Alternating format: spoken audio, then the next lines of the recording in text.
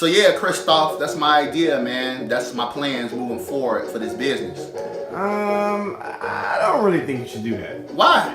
Because you have a great job already. Like, why go out and try to start your own business when you have a job that's paying you benefits? Because there's an opportunity for me to really, become a millionaire and do my thing. I don't think that's a good idea.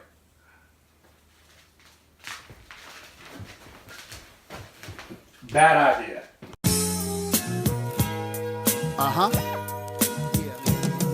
Look, I'm focused, man. I'm always humble and through the stress. I had setbacks, but carried on nonetheless. I do my best. I never rest until I get yachts, mansions, and TED Talks in Budapest. I got the positive mindset to manifest what I desire. The fire is burning in my chest. So let me give y'all guidance and tutelage and teach all y'all the psychology of success.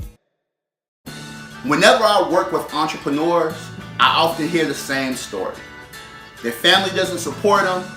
Their cousins telling them they should just keep that good government job and that they shouldn't try to do this. It's too risky. It's too dangerous. You got children to feed. You got things you got to do.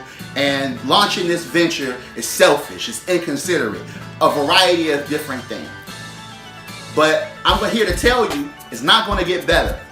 If you're doing something ambitious, if you're doing something visionary, you're going to have to get used to this.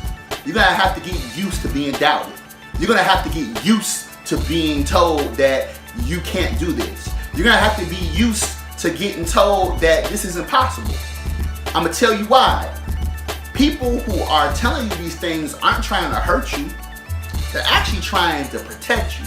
Because from their paradigm, they don't see how you can do this. From their paradigm, they don't see how this is possible.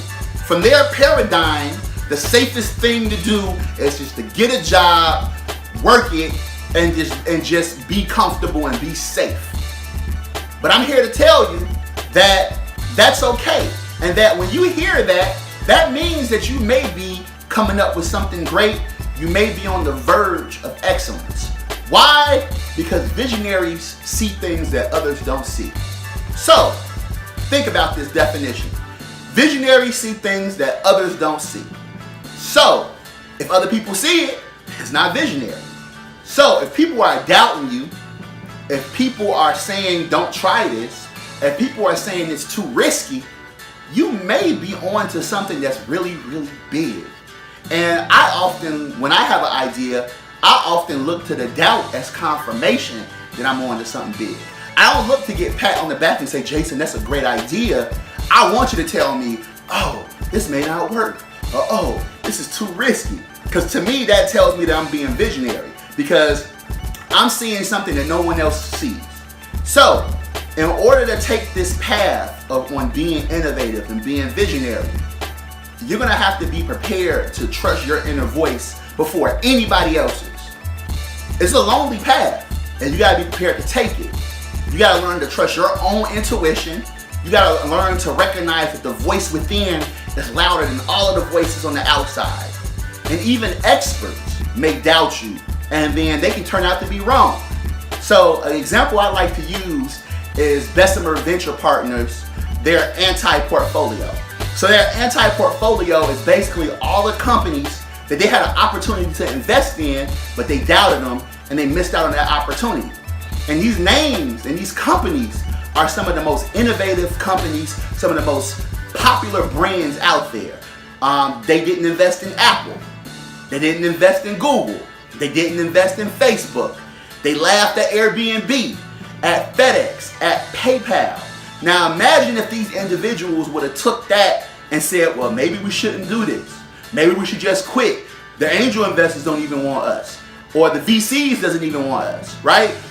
Imagine if they would have said that. But they didn't. And they turned out to be some of the greatest brands, and Apple's the most valuable company in the entire world. So you have to recognize that you're going to get doubts when you're doing something really innovative, when you're doing something really groundbreaking. Everybody's not going to see it. But I'm also going to tell you this. When everybody starts hopping on the bandwagon, don't get angry at them. Don't get mad at them.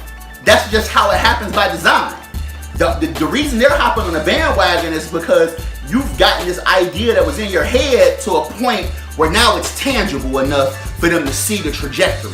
Now they can see it because you've done enough now for them to see that this is an opportunity.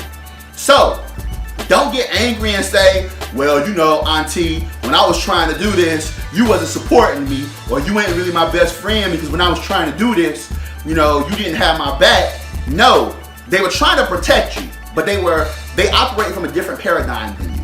They operate from a paradigm of security and risk aversion, and you operate from a paradigm of innovation and greatness. So you can't get mad at them for doing what they were trying to do, because ultimately their intentions were good. They were trying to protect you. So if you're trying to do something ambitious, if you're trying to do something great, be prepared for the haters.